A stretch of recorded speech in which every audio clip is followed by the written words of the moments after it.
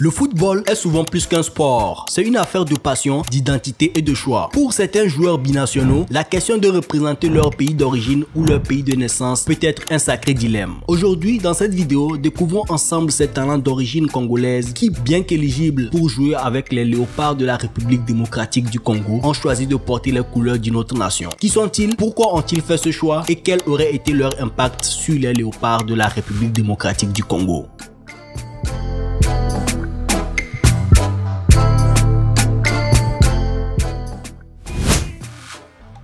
Eliakim Mangala. Défenseur central né le 13 février 1991 à Colombes en France, Eliakim Mangala aurait pu être un pilier de la défense congolaise. Formé au Standard de Liège, il se fait rapidement remarquer par ses qualités défensives exceptionnelles. Son transfert à Porto puis à Manchester City confirme son statut de défenseur de classe mondiale capable de rivaliser dans les championnats les plus exigeants. La Fédération congolaise de football le sollicite à plusieurs reprises, espérant le convaincre de représenter les léopards. Mais Mangala choisit définitivement la France, réalisant son rêve international. Convoqué par Didier Deschamps le 16 mai 2013, il honore sa première sélection contre l'Uruguay. Participant à la Coupe du Monde 2014 et à l'Euro 2016, il atteint même la finale du championnat européen. Avec sa présence physique et son expérience, Mangala aurait été un atout majeur pour les léopards. Mais malheureusement, son choix de jouer pour les Bleus a privé la République démocratique du Congo d'un leader en défense.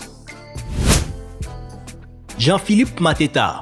Originaire de Sevran en France, Jean-Philippe Mateta est né en 1997 de parents congolais. Après un parcours en France et en Allemagne, il s'impose à Crystal Palace en Premier League. Bien qu'éligible pour jouer avec la République démocratique du Congo, il a préféré se concentrer sur une éventuelle convocation avec l'équipe de France. Dans une interview accordée au journal L'Équipe en mai 2024, il a déclaré que l'équipe de France était son objectif numéro 1 et son rêve de gosse. Mateta a été approché par le staff des Léopards qui le voyait comme le profil idéal pour renforcer l'attaque congolaise, mais il a décliné l'offre. Ayant déjà représenté la France dans les équipes U19 et U23 et l'équipe de France olympique, Mateta espère maintenant intégrer l'équipe A, bien que la concurrence soit rude à son poste. Son potentiel offensif aurait fait de lui un avant-centre redoutable pour la République démocratique du Congo, capable de transformer des occasions en buts cruciaux.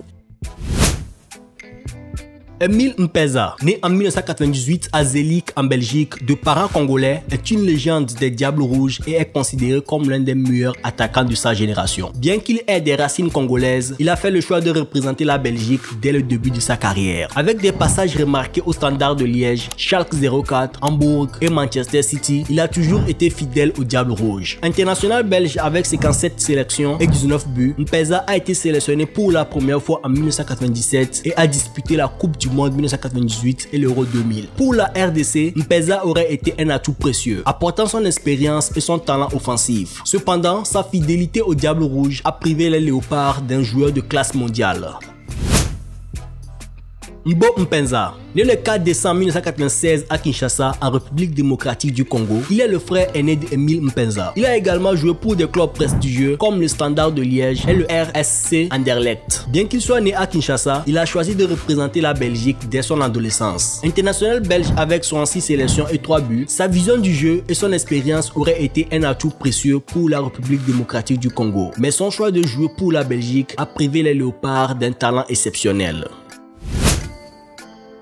Denis Zakaria. Milieu de terrain boss-to-boss, Denis Zakaria est né le 20 novembre 1996 à Genève en Suisse, d'une mère sud-soudanaise et d'un père congolais. Bien qu'il aurait pu jouer pour le Sud-Soudan ou la RDC, son choix s'est rapidement porté sur la Suisse, son pays de naissance. Zakaria a gravi les échelons du football suisse. Formé aux Young Boys de Berne, il a joué en Bundesliga, en Serie A, puis en Premier League avant de rejoindre l'AS Monaco. Sa carrière internationale est impressionnante avec 57 sélections et des participations à l'Euro 2016, 2020 et 2024, ainsi qu'à la Coupe du Monde 2018 et 2022. Zakaria s'est imposé comme un pilier du milieu de terrain suisse, démontrant l'étendue de son talent sur la scène internationale. Sa vision du jeu et son énergie auraient été inestimables pour la République démocratique du Congo.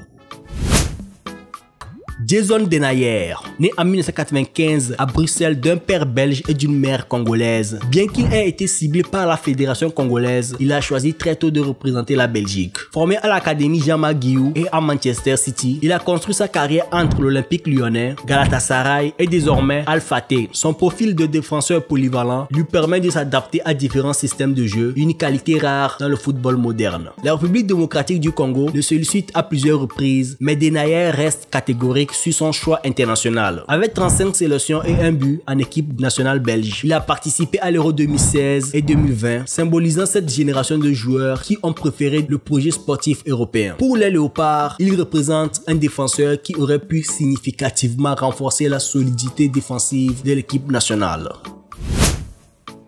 Eduardo Camavinga, né le 10 novembre 2002 dans un camp de réfugiés à Mikange, dans l'enclave angolaise de Cabinda, il est le fruit d'une histoire marquée par la guerre civile et les îles. Ses parents, d'origine angolo-congolaise, avaient fui la République démocratique du Congo, ravagée par une guerre civile entre 1998 et 2003. Arrivé en France à l'âge d'1 an, il a grandi à Fougères avant d'intégrer le centre de formation du Stade Rennais. Son talent précoce a rapidement attiré l'attention, le propulsant en équipe première à seulement 16 ans. Naturalisé français en 2019, Camavinga n'a pas hésité à choisir les Bleus, faisant ses débuts en 2020 à 17 ans et 303 jours. Il devient le deuxième plus jeune joueur de l'histoire de l'équipe de France, derrière Maurice Gastinger, 17 ans et 128 jours. Le 17 octobre 2020, il fête sa première titularisation en ouvrant le score contre l'Ukraine et devient à seulement 17 ans et 332 jours le deuxième plus jeune buteur de l'histoire de l'équipe de France, derrière Maurice Gastinger en 1914. Bien que ses origines congolaises aient pu intéresser la FECOFA, son attachement à la France et sa progression fulgurante ont naturellement orienté son choix vers les Bleus.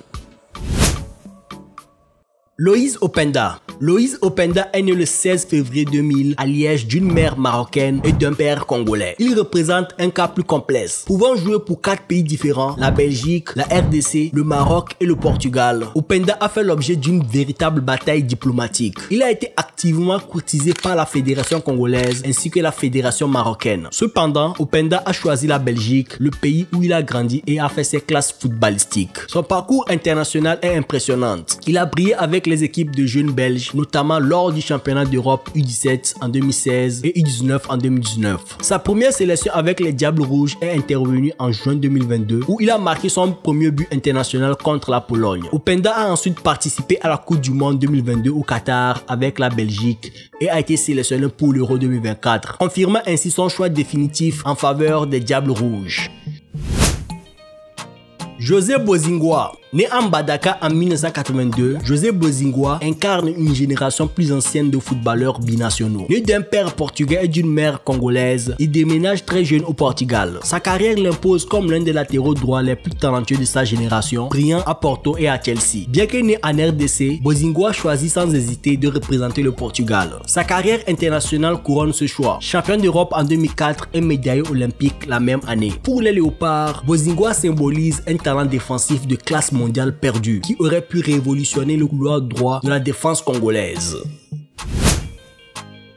Tanguy Ndombele. Né le 28 décembre 1996 à Longjumeau, il est l'un de ces talents qui a échappé à la République démocratique du Congo. D'origine congolaise, ce milieu de terrain polyvalent a gravi les échelons du football français, passant de la Mien SC à l'Olympique Lyonnais, puis à Tottenham. Sa progression fulgurante a attiré l'attention non seulement des grands clubs européens, mais aussi des sélections nationales. En effet, la Fédération congolaise de football, FECOFA, a tenté sa chance en 2018, allant jusqu'à présélectionner Tanguy Ndombele pour un match amical contre le Nigeria. Cependant, le joueur avait déjà les yeux rivés sur l'équipe de France. Le choix de Ndombele s'est concrétisé le 4 octobre 2018 lorsqu'il a reçu sa première convocation en équipe de France A, remplaçant le blessé Corentin Tolisso. Sa première sélection est intervenue une semaine plus tard, le 11 octobre, lors d'un match amical contre l'Islande. Cette décision a définitivement fermé la porte à une éventuelle carrière avec les Léopards. Depuis, Ndombele a participé à plusieurs matchs avec l'équipe de France, bien que sa carrière internationale a été quelquefois freinée par les blessures et la forte concurrence au milieu de terrain. Sa capacité à dicter le tempo du jeu et à créer des opportunités aurait été des atouts précieux pour la République démocratique du Congo. Mais son choix de représenter la France prive les Léopards d'un talent exceptionnel. Aurel Mangala, né à Bruxelles en 1998, formé à Anderlecht, il a brillé avec les équipes de jeunes belges, participant notamment au championnat d'Europe U17 en 2015 et à la Coupe du Monde U17 la même année, où la Belgique a terminé 3e. Mangala a fait ses débuts avec les Diables Rouges en mars 2022, jouant 2 matchs amicaux. Après une période d'absence, il a réintégré l'équipe nationale sous la direction de Domenico Tedesco, participant aux éliminatoires de l'Euro 2024 avec 3 passes décisives à son actif. Sa persévérance a payé puisqu'il a été sélectionné pour l'Euro 2024, son premier grand tournoi international. Aurel Mangala aurait pu apporter de la stabilité à la République démocratique du Congo. Sa capacité à contrôler le milieu de terrain et à distribuer le ballon aurait été des atouts précieux pour la RDC.